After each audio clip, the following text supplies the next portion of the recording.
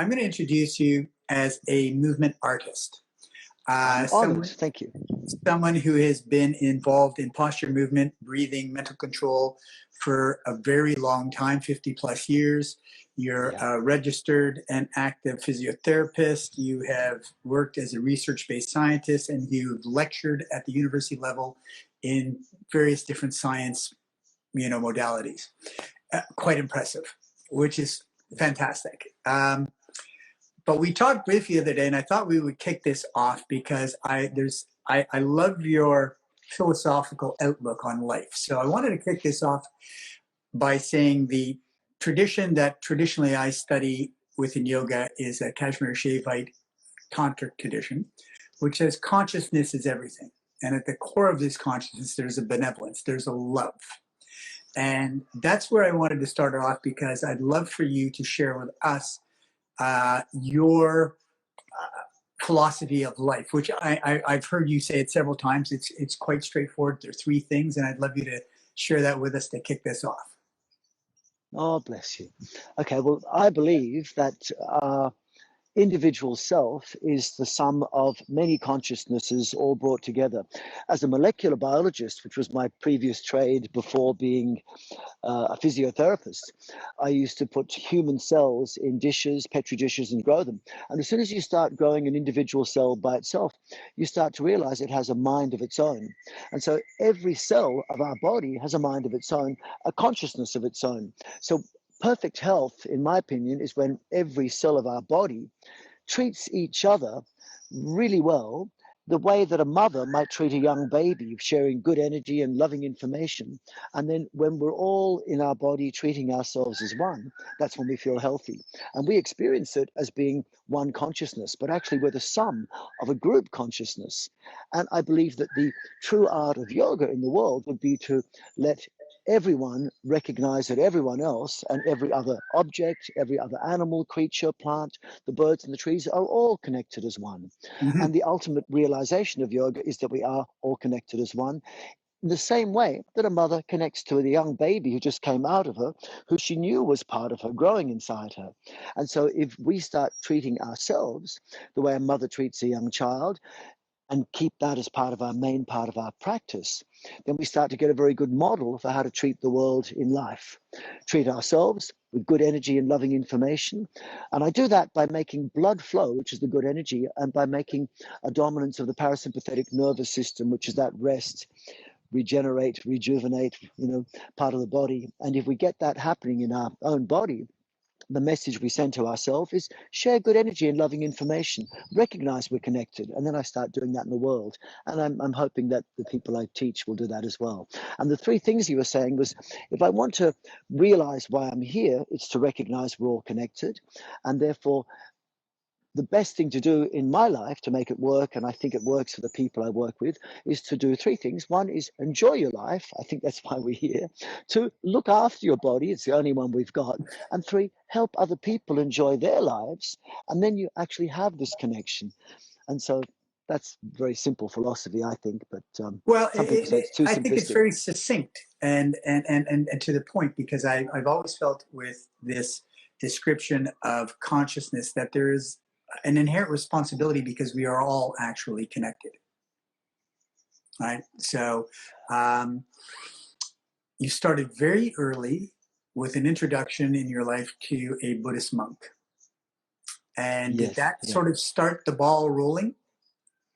Yes, I think my parents had started the ball rolling some 10 years before that. My father taught me how to hold my breath underwater for extended periods of time. Mm-hmm.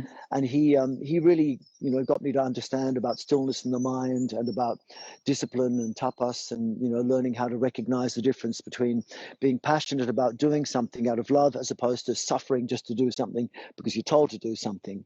And I think this is the essence of real yogic philosophy, that we're doing things not out of suffering, but out of love.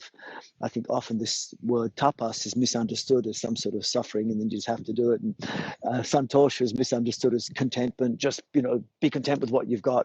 Whereas I feel it's more to do with tapas is about passion, passionately doing something you want to do, even though it might be difficult. And santosha is the ability to choose your own mood, and we have the right to choose how we feel whenever we like. And happiness is a good choice, so might as well make it most of the time. And we can always choose happiness if we want to. My parents both died the last few years. My mum died a few months ago, and it was sad, and I chose to be sad for a few days, but I know they didn't want me to be sad for a long time, so I let it go after a while. And you come back to it, but you always know that the mood you feel is something you chose. And I think that's one of the biggest understandings of yoga that my parents gave me, and I've gradually come to embody.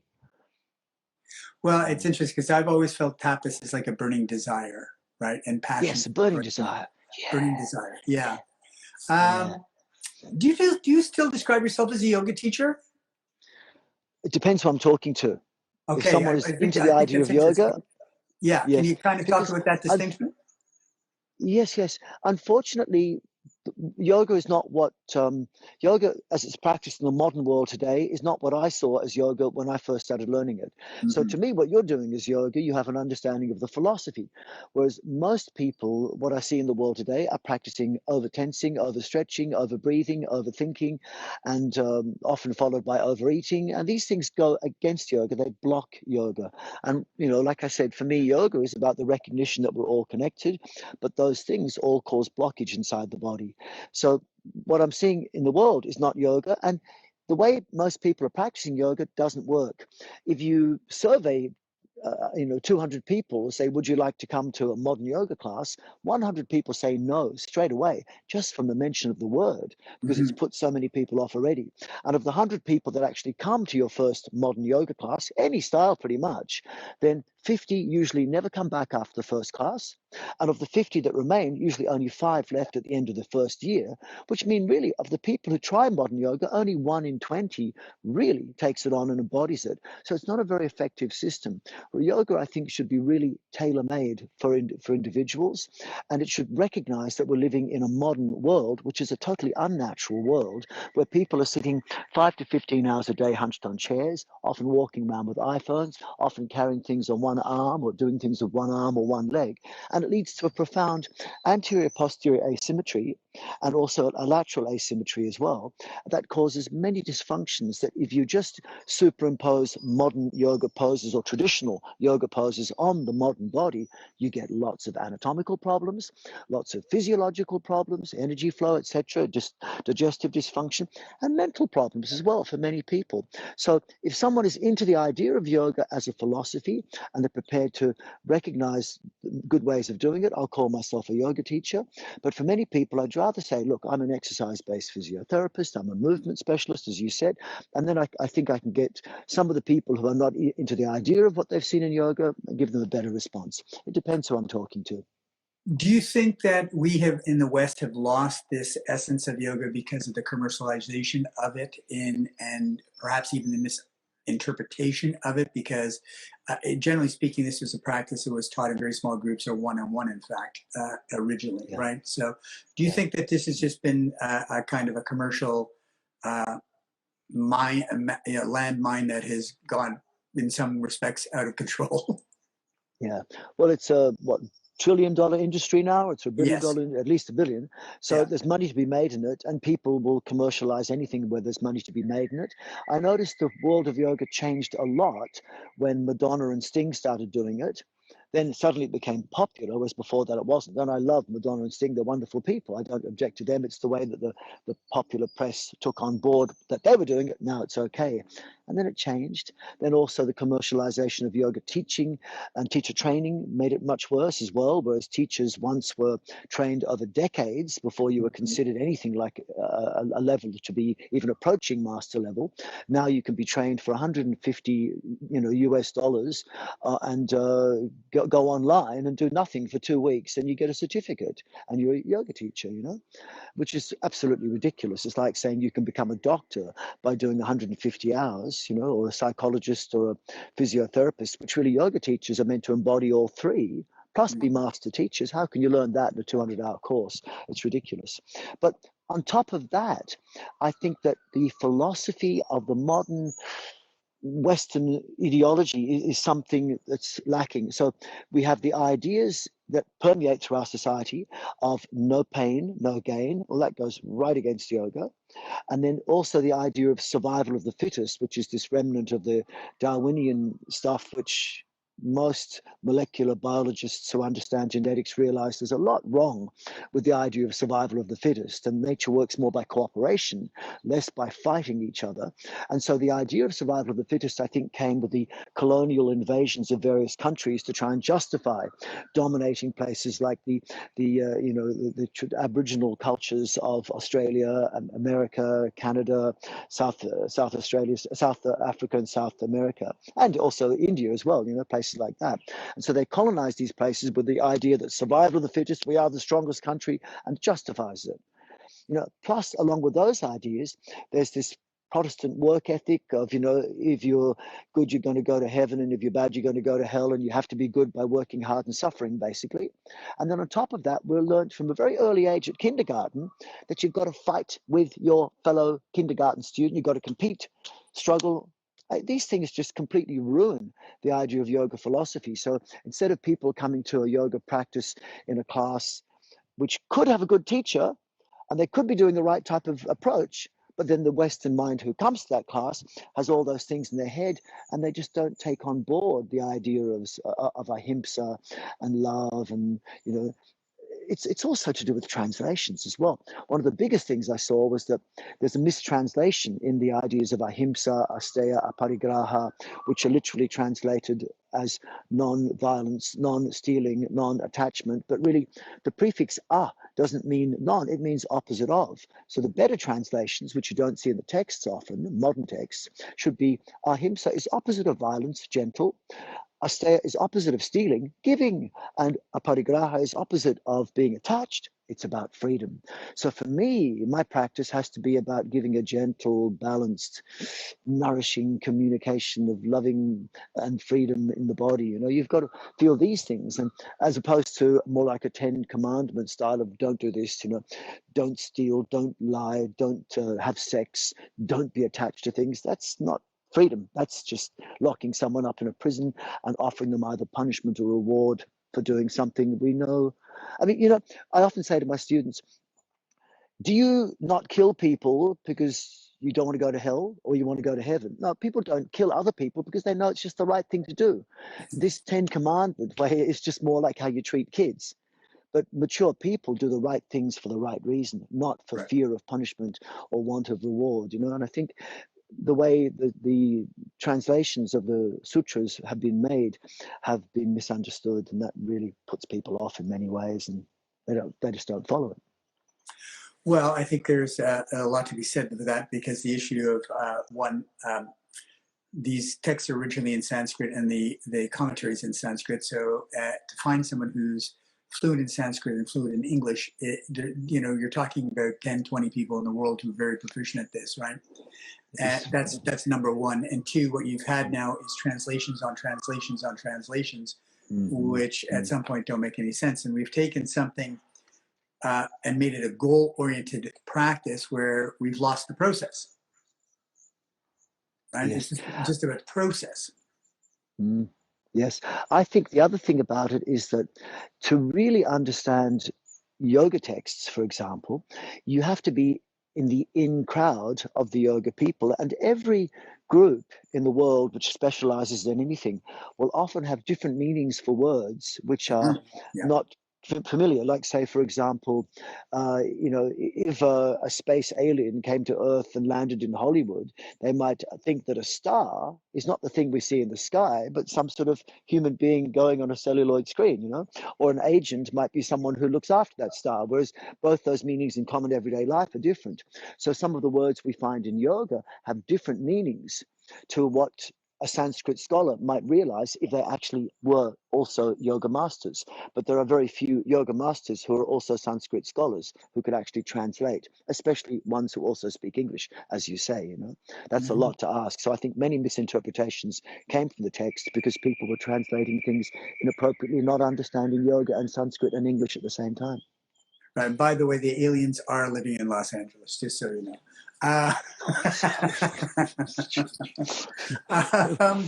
Now, one of your primary teachers was Sandor Ramiti, which is a name I know only because of the length of time I've been on the planet, but not many people would remember anymore. A very influential guy, a very interesting guy. Do you want to say a few words about Sandor? He's an amazing person. He was a tremendous influence with me. I met him in about 1985, and I still converse with him a few times a year, and we chat. And for me, he's always my mentor, and he's always someone who I learn from. He's 12 years older than me, and I know that no matter how much I learn, he already would be 12 years in front of me because he's kept on learning. Right. You know, it's funny sometimes. You know, maybe you've experienced this with your students. I've certainly experienced it with mine.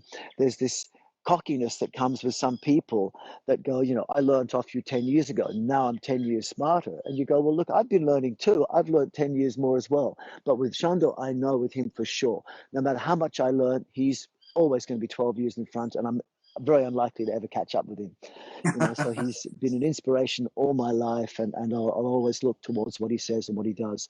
Having said that, I haven't really followed his teachings exactly for about 20 years now, although we keep in touch and we talk. But, you know, I said, should I just keep following you? He said, no, you're doing your own thing, just work on your own path and, you know, occasionally come back for guidance. But I haven't followed his shadow style at all, really, although I was familiar with the introduction that he made with it about 25 years ago. So I want to start transitioning to what you're doing, but just prior to do that, to going there, you have studied with B.K.S. Iyengar, you have studied with Pattabhi Jois. These are people you sought. Well, I'm not sure who you sought out first on and how much time you spent. And were there reasons that you sought these two guys out because they're pretty well two primary guys within the field of what was going on, certainly in our time frame, the Krishnamacharya lineage. Yes. Just maybe you can, you know, just edify us a little bit about what your journey there was with those two guys. Well, Sandor had previously studied with both Iyengar and Pattabhi Jois. So Sandor sent me to Iyengar, and that's why I went. And I was going to go with him, but at the last minute, Sandor couldn't come. So I went by myself. And then I went about 7 or 8 times, spending 1 or 2 months each time over the next 12 years. And that was between 85 and 97 was the last time I saw B.K.S. Iyengar.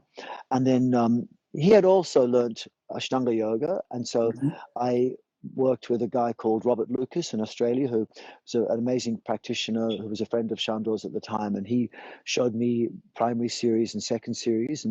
And then I went to India learning with Iyengar. And in my time away from Iyengar, I used to go down to Goa. And in Goa, I met Cliff Barber, who was a remarkable character. He's still alive, and he lives for the last 25 years in Crete by the river. You know, he's an amazing guy.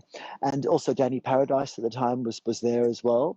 And so Cliff and Danny showed me third and fourth series, and they took me through quite a lot. And at the time, because I'd done so much yoga before and been right through Iyengar's book, the Ashtanga series was not difficult to go through, so I learned it pretty quickly. But right after that, in about 89, I went to see Pattabhi Jois then in Mysore, and then met him on a few occasions, and then also studied at length with him when he came to Australia for intensives, which was really nice. So I probably studied more with Pattabhi Jois in Australia than I did in India. Right. And that was wonderful. And then I met Jessica Char on a few occasions as well, which was really wonderful, and had really nice, not so many classes, a few classes with him, but more sitting over dinner with him and chatting in a group of 10, 15 people, which was magical, really, and really lovely to spend that time with him.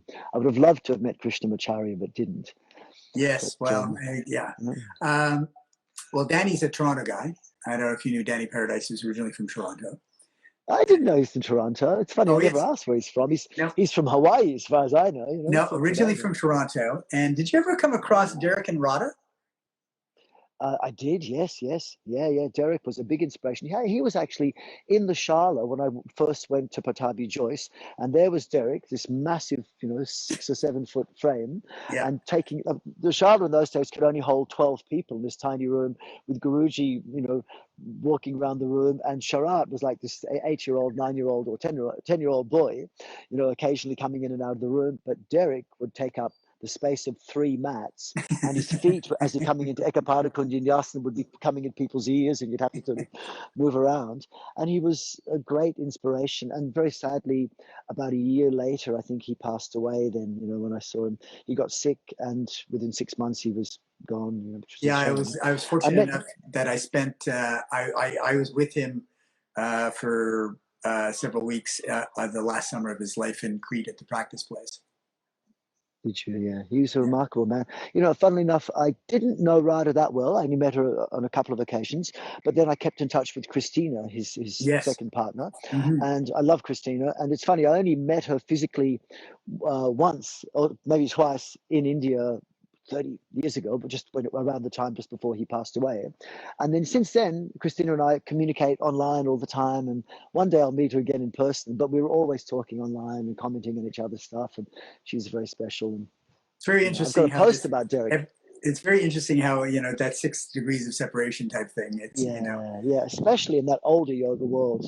Yes. Once I felt like I knew every yoga teacher in the world at one point, and you might nowadays, have. of course, well, the main ones. But nowadays, of course, people say about such a teacher, I go, they're the student of someone who was a student of someone who I was with, 30, 40 years ago. It's it's okay. Yeah. Now, I introduced you as a movement artist, and because I really do think because I also know you love to dance. But besides that, I think when anybody sees movement, there's an artistic expression of all movement. And I think that what you're doing, it has an artistic expression as well. There's an irony of this practice that we all got involved with at some point in time, which was supposed to make our lives richer, is now injuring more people than ever before.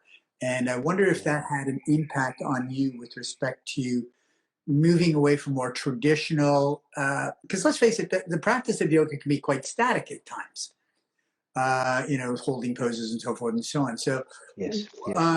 when did your kind of forte, this exploration into movement really become your primary focus, and how did that all evolve?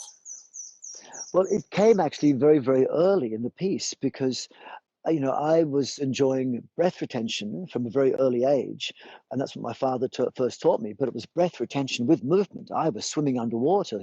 I could swim a lap of an Olympic pool underwater before I could swim on top. And then, along with that and my other explorations at the time, I would do these tribal, quite psychedelic things, walking naked in the forest and exploring the forest and climbing. As a teenager, I used to love doing all this sort of stuff when I was a teenager. And then when I started doing Iyengar yoga, then I also would go down the road from where Iyengar lived and do pole yoga, which was the Malakam, which was this amazing, what now looks like pole yoga. I did a lot of that, and that was much more interesting to me. And what I liked about Iyengar was his movie. It's called Samadhi, where he's doing 100 different bird postures, arm balances, coming up between each headstand, arm balance, headstand, drop over, do a backflip. And one of his practices, which I really loved, was every Friday we would do 108 backflips. So to me, this was Iyengar yoga. Every Friday, 108 backflips. There wasn't so much of that static thing in Iyengar yoga to me. It was very dynamic. And I loved that. I loved that about him. And he was always very childlike and very fun. People think of him as this aggressive old man. I think of him as, a young mind, beautiful baby mind in a brilliant, wise soul living in this older body, which eventually passed away, But then also, around the time I was going to see Iyengar first, I went to Goa and got introduced to the trance scene, the trance dance scene in Goa, which was just evolving then. And what I found was I could fuse natural movement, along with occasional bits of what I understood as yoga. And then I started to develop ways of moving energy and information inside myself right back in the 1980s. And for a while, I sort of left it and tried to go back to a strict rhythm of it, but I'd always fall back to the movements between the poses were always at least as important as the poses themselves. And then after a very short time, I realized that it's not so much the movement on the outside that's important, it's the movement on the inside. And to really circulate energy and information through your body, and this is, the exploration of the prana and the chitta through the nadis of the body, and essentially by making blood flow most effectively, lymphatic flow, really encourage the function of the nerves, and especially a dominance of the parasympathetic nervous system, so that you're basically really improving the rest, regeneration, relaxation response, so your internal organs are working, and also really encouraging blood flow with a very, very low heart rate, very minimal breathing or not breathing at all, and then that's expressing total health. It's funny because many people say, why are you telling people to breathe less? Why are you telling people to keep their heart rate low? And I go, well, that's what fit people do. Fit athletes in the zone will run fast, hardly breathe at all, hardly keep their heart racing. Yet we're always told we should get our heart rate up and breathe more. But that's what sick people do. Sick people walk slowly and their heart's going boom, boom, boom, boom. And they go, why would you want to pretend to be a sick person? It doesn't make sense. So we know. Would you, can you talk a little bit about breath retention with respect to that we are a carbon-based organism and the importance of that? Well, in terms of carbon, I'm just trying to make sure my camera doesn't fall over. It's being a little bit unstable.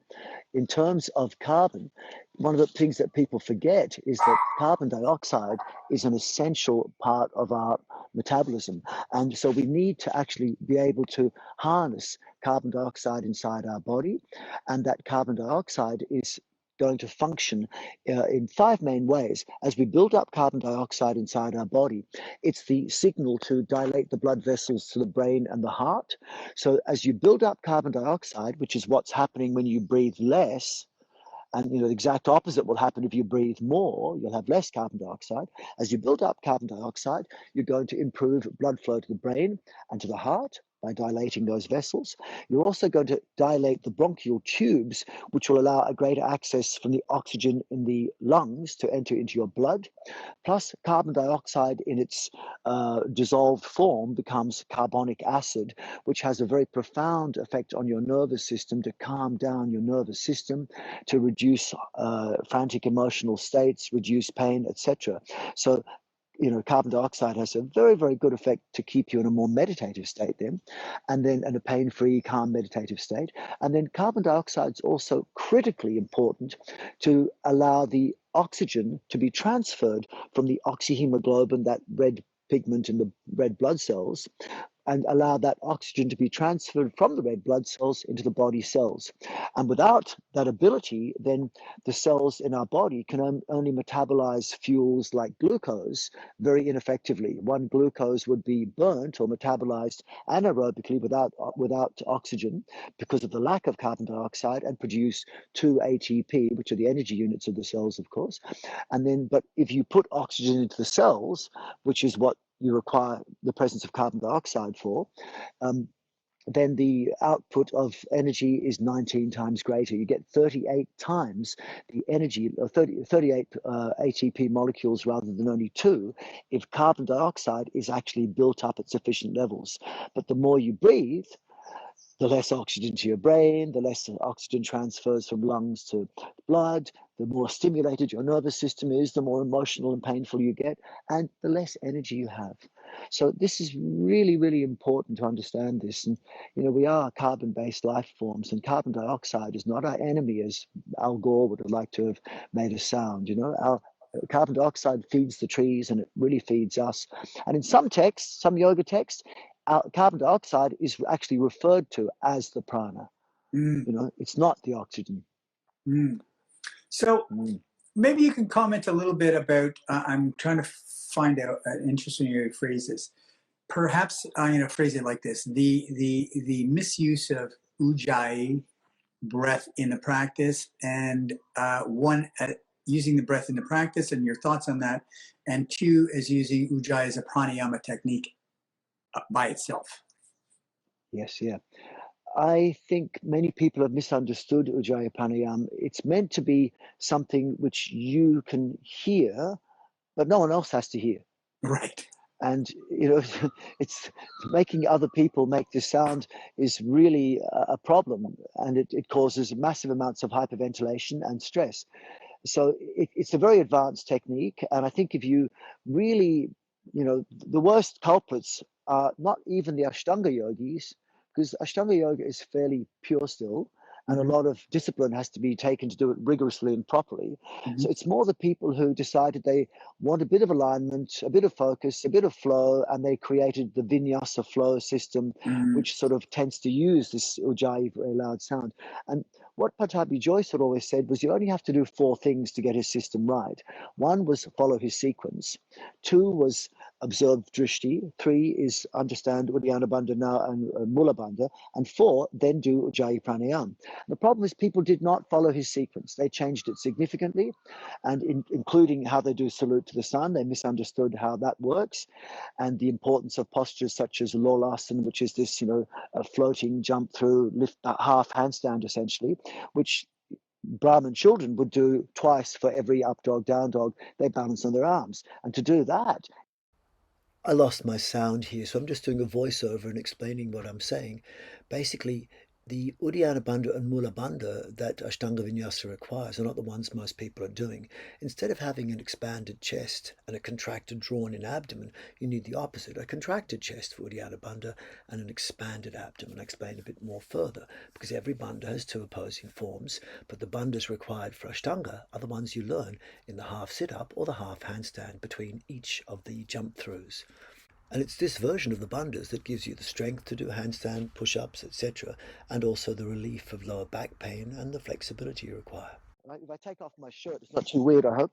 But No, not at all. You're in fabulous shape for a young man. You see, a young man. Thank you. Yes, you too, young man.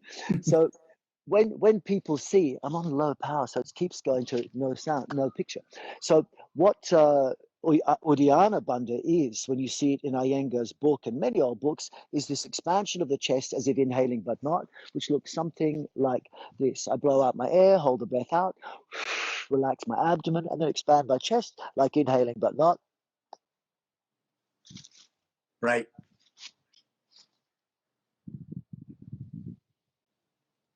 And you see my abdomen is completely relaxed. But many people in the modern world of yoga think that Uddiyana Bandha is pulling the navel to the spine. And that's a firm abdomen. And when you do it like that, it actually causes inhibition of the diaphragm. Actually, Uddiyana Bandha, the way Patanjali Joyce wanted it, was a similar use of the chest muscles. There's an expansive Uddiyana Bandha. He wanted a compressive Uddiyana Bandha, the same expression as you'd get if you hold your chest and you exhale hard from the chest. That tightens the ribcage muscles. That's the expression of Uddiyana Bandha Patanjali Joyce needs, and it's what anyone needs to use strength. The expression of Mula Bandha that he wanted was one where you firm the abdomen, but if I look from the side here, this is my relaxed baby belly. This is the Mula Bandha I'd use to do a handstand. And you see, it looks like I'm drawing my abdomen in, and it's firm. But when I feel my soft abdomen, what I'm doing appears to be pushing my abdomen out. Then I'm using rectus abdominis. It's a firm abdomen, but I can breathe into my abdomen. Anyone who wants to try this could try a simple experiment. One is to put your fingers in the soft abdomen, relax it fully, then inhale into the abdomen. And the abdomen is really easy to breathe into. It's what you do when you're asleep, and it makes you relaxed. But if you tighten the pelvic floor, like many people teach, like stopping yourself urinating or defecating, and then put the fingers in the soft abdomen and exhale in a way that your chest doesn't lift up, but your abdomen pulls in away from the fingers and tightens. Keep it tight like that, which is what many people are teaching and practicing. And then try and breathe in the abdomen. And it just causes stress. And that's not the Mula Bandha we want, not for doing posture. But if instead you relax and just lengthen the spine by bending the knees and dropping the hips, keep the trunk lengthened and lean back a little bit like this, don't let your back collapse, but lean back, then you'll feel your abdomen is very firm, but I'm completely relaxed and I can breathe into my abdomen and there's no stress, because this is a different type of abdominal firmness.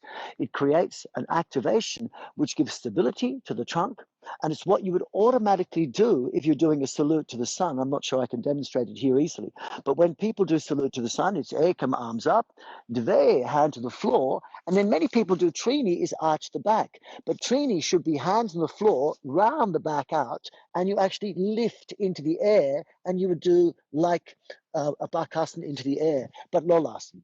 And that's the stage 3, part 3. And once you learn that feeling, it's this shape here in the air, and this shape here, when you did it in a half sit-up, will show front firm, ribs in.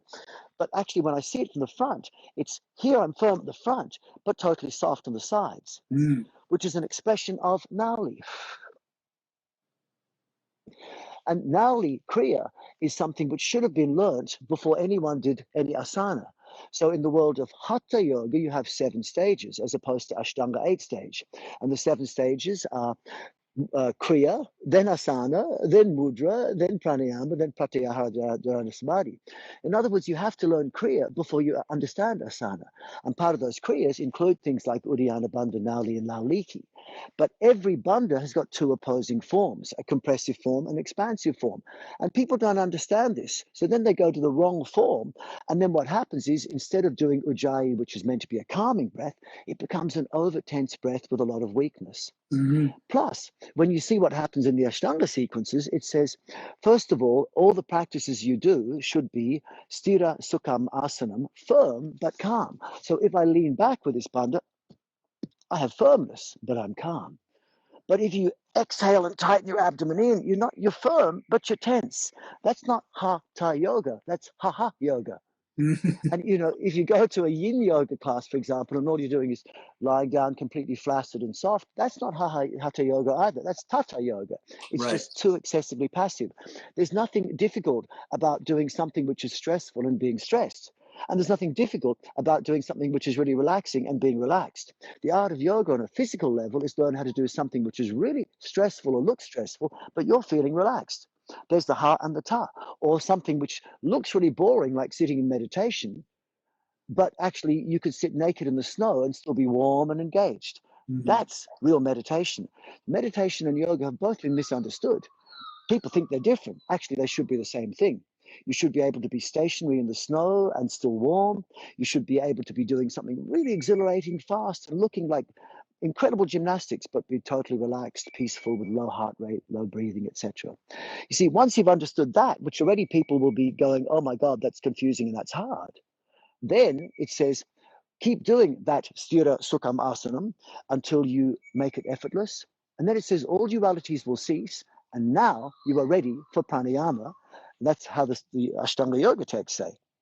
Now you're ready for pranayama. Learn all that first. Otherwise, don't bother. Just breathe naturally. So my recommendation for most people who think they're getting benefits by making lots of noise, pretending they're some Darth Vader, is just go back to natural breathing. Natural breathing is what nature gave us, and it works really well in our most regenerative cycle, which is sleep. And let's face it, if you plant a good garden, then you go away. It might be a fantastic garden, you might have all the right tools, you leave it for 3 weeks, you come back and it's a mess. Whereas if you look at a rainforest, something which is natural, it can sit there for thousands of years and always look magical. So can we improve on nature? I don't think so. How many people can know they do better than nature? God, everyone, whoever created us, the goddess created us to have natural breathing, and it works really well. Why not learn that first? Relearn natural breathing. And then once you appreciate we're normal people living in a very unnatural world, and you've remastered the natural breathing that children do, and we do in our most subconscious state, then I think we're ready to start the supernatural breathing that perhaps we talk about in the siddhi of Ashtanga Yoga, of which the pranayama, real pranayama, becomes the beginning of. It's way beyond people's level mostly. Another thing very quickly is that I often say to my students, look, is it difficult to do 5 full breaths in 1 minute? And some people go, oh yeah, look, deep breath in, deep long breath. That's not deep. Deep breathing should be down here, not here. That's shallow breathing. Deep breathing is here, on the pelvic floor and the feet. And long breathing, no. For me, a long breath in is I inhale 2 minutes, exhale 2 minutes. And I say to people, what's more difficult, 5 full breaths in 1 minute or 1 breath in 5 minutes. Obviously, breathing less is much, much harder. So when I see people making this loud sound, I don't say it's wrong, but you've got to then balance it afterwards. When people hyperventilate and do full breathing, say, you know, sometimes you hear them doing a full breath in, full breath out, say 10 times a minute, which means they're breathing 10 times as much air as they would normally do, which is like flooding a carburetor. Well, that's okay, provided afterwards you finish with a meditation where you're not breathing at all or hardly breathing at all for a couple of hours. Or maybe if you hyperventilate that much, it's okay if you finish with a long breath retention. So I actually have done experiments where I've done, say, 3 seconds in and then 3 seconds out. And I do it for 5 minutes till I get tetanus, till I feel pins and needles inside my body, which could make someone faint. It's not something I do without supervision. I do it in a laboratory setting. But then afterwards, I will go into a breath retention where I hold my breath for 6.5 minutes. Then that creates balance. So it's not like anything anyone is doing is wrong, such as making deep, long breaths, but are they balancing it afterwards? And many people are not. They're doing something which is basically just turning off their immune system and not turning it back on afterwards. Wim Hof does something similar. No, he does I this was very going to mention popular Wim this. Hof Yeah. technique. Yeah, he does this thing where you hyperventilate first, and then you're supposed to hold your breath. But many people don't realize just how long you have to hold your breath for. It won't work unless you hold your breath for at least 5 minutes.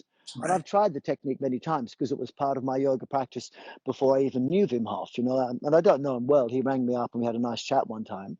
But many people actually are misunderstanding this. And what they're ending up doing is, when you've got an iPhone or some sort of Android phone and something's wrong with it, you ring up Apple or Microsoft or whatever you ring up, first thing they say is, turn it off, turn it back on again. So your phone's not working, something's wrong, so you turn it off, you turn it back on again, and voila, it's working again. But the problem is, if our body's not working properly, say our immune system's not working properly, the reset that is supposedly done with, say, a Wim Hof method, which is a type of Bhastrika, it's a type of Kriya, Shakti, Yes. Chalani, Pranayama, Yeah. is that what you're meant to do is you're meant to hyperventilate, and that switches off your immune system. And then you can turn it back on again by hypoventilating, by not breathing at all or extended periods of meditation. But the problem is people are taking their phones, their bodies with their immune systems, turning it off, and then not turning it back on again. And then what happens is when you hyperstimulate the body with hyperventilation, and especially with overtensing and overstretching and over breathing like many people do, you stimulate a flight or fight response.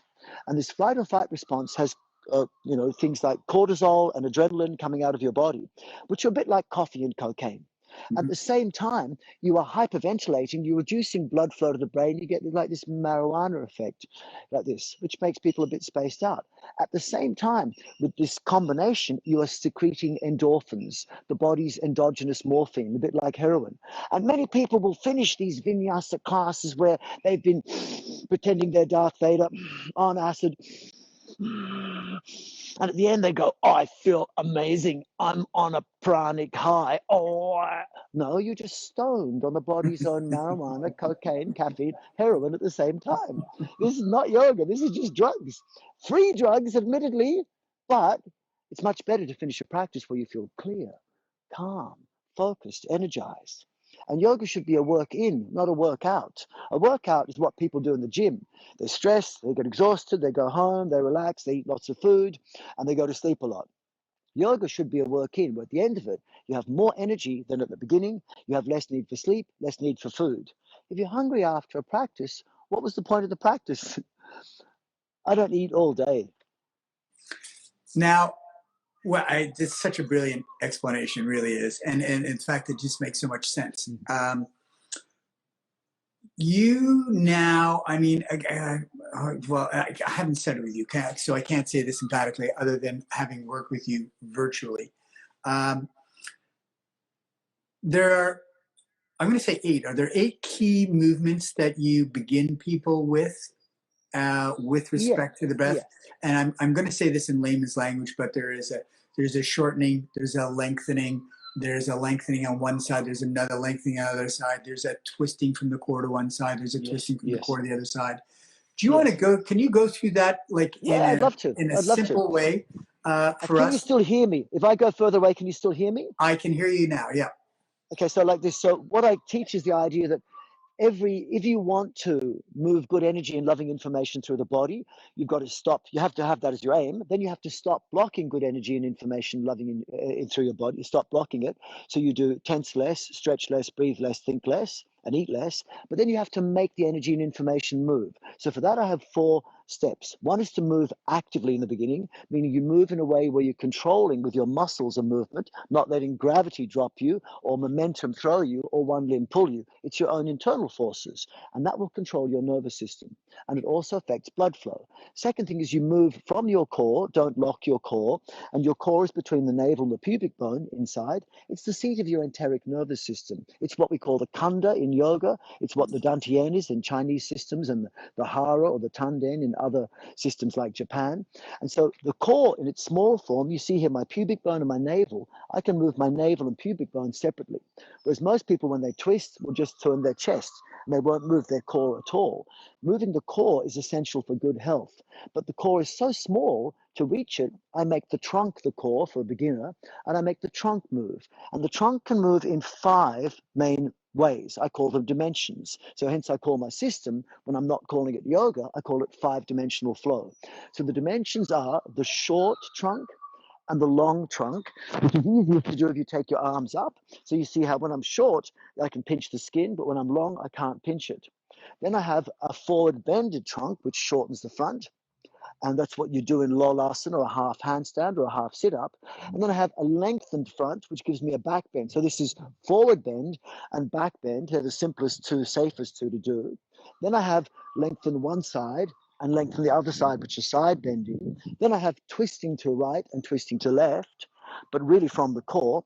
And the last 2 I don't talk about because you've said 8, that's 8. But the last 2 I talk about to more advanced people is expansion. So you see, I can expand my lower trunk by rounding out the lower back and expanding the belly, or I can push in my lower back and narrow the belly, and that narrows me. So I'm expanding and contracting. I can expand my back outwards or my chest outwards. So I can do both at the same time, which is an expansive Uddiyana Bandha, and now the upper trunk is wider. Or I can push in my back and push in my chest, and now my trunk is narrower. So this expansion and contraction then becomes the 5th of these dimensions my trunk can move. And so I can move then short, expand, expand, and then contract, expand, and then contract. And then I can go expand the left side, and then I expand the right side and contract and expand again and contract. And I can expand as I twist and then narrow again. And I'm moving always from my core. So the core moves before my arms. And so I can actually make my core move without my arms. I can make my core move in and out, which gives a version of Nauli without using the breath retention. And so this is maybe, a little bit of what I'm doing without going into a whole system behind it. But when you really learn to move your core, you start to get much better spinal health, much better use of your arms and legs. Because if you just use your arm to hit something, it's not very powerful. But if if you bang something like this, it's not very powerful. But if your whole body bends forward as you punch, you get much more power. It's like someone with an axe. If they just try and, actually, I haven't got my axe. But if I just use a stick, for example, like there's a stick. Someone who hits something with a stick like this, if they hit like that, it's not very powerful because they've Right. only this much of a lever. But if they take the stick from this end, much more powerful. But if they make it from the whole body, like that. So my hand will always be more powerful. If I don't just hit with the hand, I actually make my core move in the same direction the hand wants to go first. So I'll get my lower abdomen in. You see it goes in first, and my lower abdomen rounds out first before my shoulder moves. People could try this. If you like, a simple exercise is this. If you lift up your head, it can feel uncomfortable for some people. So it's better to lift up the head by moving your throat forward, chin up. But it's even better if when you do that, you recognize that looking up makes you want to bend backwards. So bend backwards first, or make your belly expand. So try belly expand, move.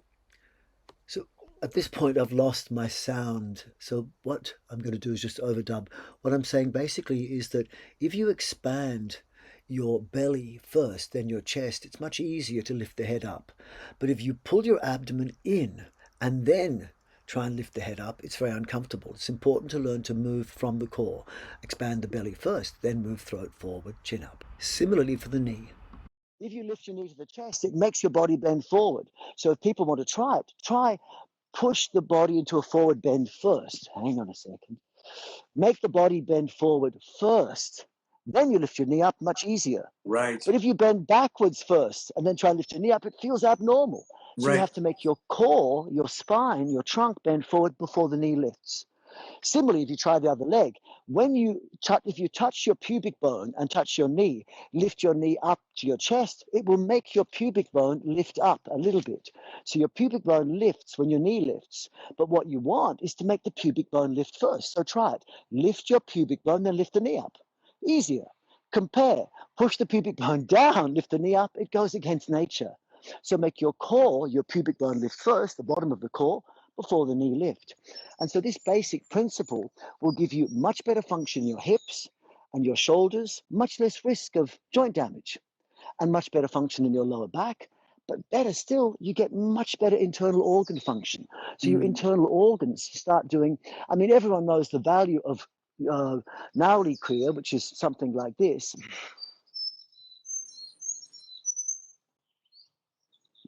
You know, that's something I've done since I was 8 years old. But it's better if you can do it for more than one breath retention. So I'm essentially doing the same thing as Nauli Kriya when I'm doing these movements. I'm always moving in and out. Like one simple combination of side bending. My camera. My simple combination of side bending and twisting, that, once you allow the core to move the hips, becomes like doing a figure eight like this. And when I'm doing this movement, which if I made the legs wider, would be the same as doing Parshvakonasana and then Parvita Parshvakonasana. Then what I'm doing is I'm actually moving not just my arms and my trunk. I'm actually moving my belly out, then belly goes in. Belly goes out, belly goes in. So I'm making this three-dimensional or five-dimensional movement in my core of the abdomen in and out. And that truly massages. I can do that for an hour as opposed to Nauli, I can only do it for a few seconds. Right. So this way I'm practicing something which will go much deeper in terms of Kriya and the effects on the internal organs. So you get amazing massage of your digestive system, immune system, reproductive system, which means you can absorb food better. I don't eat usually until about 8 or 10 o'clock at night. And then I have one big salad usually, or maybe a bit of fruit before that, but nothing in the daytime usually except maybe a drink. And that, I think I can do that because I'm absorbing food well. Right. Now, have you all, geez, there's so much to talk about, Simon, so much to talk about. How much was the physical movement influenced by your work with your seafood from Asia? I've had a couple of teachers from Asia. I mean, I had Japanese teachers as one of my first teacher training courses who were incredible, a Japanese martial arts policeman when I was in my early 20s. And then I had a Thai, for only a short time, he was the Muay Thai national champion. And Wow. He taught me a bit about movement when I was in Thailand, about 20-something years ago. And then after that, I had a Chinese master called William Chung, who was the guy who was the senior student while Bruce Lee was the junior student. And he taught me a bit about Wing Chun, and I got hints of understanding. But then about 15 years ago, I met a man called Zhenhua Yang, who is a remarkable, beautiful man. He's my dear friend. He's not much older than me, but his grandfather, who was I think 114, and his teacher of not the Shaolin Temple, but a similar, more esoteric temple, is still alive today at 118. And they taught him a system which is quite phenomenal. And he, really his grandfather was the last of the lineage of the bodyguards of the Emperor of China. So it's a very high teaching. And he shared a lot of information with me over the years, what I can take on board, because his martial arts is just phenomenal. And he can break rocks with his fingers and move at lightning speeds. But it helped me understand my yoga a lot and my movement a lot. So I've improved, a lot from spending my time with him over the last 15 years or so. You know, it's been actually a very wonderful meeting. Wow. I mean, you are just a wealth of information, but more importantly, outside the information, I think what I find the most attractive is just your essence. There is a gentle soul that is working within you, that is allowing your voice to be heard, and I think in the most profound and powerful way. And I think it's a very, very, very empowering combination. Well, I'm very, very grateful to spend this time with you. And I get excited talking to you, I think partly because you talk in the same language as me. Well, vaguely, you speak Canadian, I speak Australian, but I understand you very easily. And that makes me a little bit more excitable, and I talk a bit too fast. So I'm sorry about that. For No, anyone not who at all. doesn't have Not at English all. as their first language, I get Not at all. excited. It's like you said, that passionate desire, that Yes. burning desire to share this information, because that's what we want most of all, is the world to be a place which recognizes we're connected as one. And so to actually share this message, I think, is really important. Yeah, I get passionate. Well, I'm absolutely delighted. I try to keep, one of the things I'm not sure is if you can go over an hour. We're just shy of an hour, and I'm not sure you can go over an hour on these. But I wanted to keep it. You can't actually Instagram, right. Yes. So we're going to wrap it an up in hour, a couple of minutes. But it's been an absolute delight to have you spend time with you, and I hope to further our connection as time goes on. People can find you on your website. They can find you on YouTube. There's some phenomenal videos that people can follow what you're doing on YouTube. So I suggest you check those out. There is your synergy system in terms of your partnership, your own website. Yes. Anything I'm missing there? No, if you go to either simonborg-olivier.com, which is on my Instagram link, or yogasynergy.com. In fact, my Linktree profile gives links to all my stuff, and you can even subscribe to my monthly or weekly newsletter whenever I get around to it, and I'll send you a whole bunch of links and sequence and a bunch of notes. I'd love to connect with people, and it's really such a pleasure to connect with you, especially. Well, it's been an absolute honor, and I think it's very funny. Just to wrap this up, is our conversation we had on the phone is that I think it's hysterical that we're both partnered with women from Winnipeg, Canada, of all places. Isn't that great? I'm learning how to speak like you. I want to learn to speak like you so I can talk to my girlfriend better. It's much funny. better. So funny. It's been a delight. I hope we can do this again, perhaps, and maybe dive a little deeper into stuff. Love to. It's been such an honor, Simon. Thank you so much for taking the time. Peace out. Sending you lots of love. Bless you. Love you, brother. Thank you very, very much. Thank you. Thank you.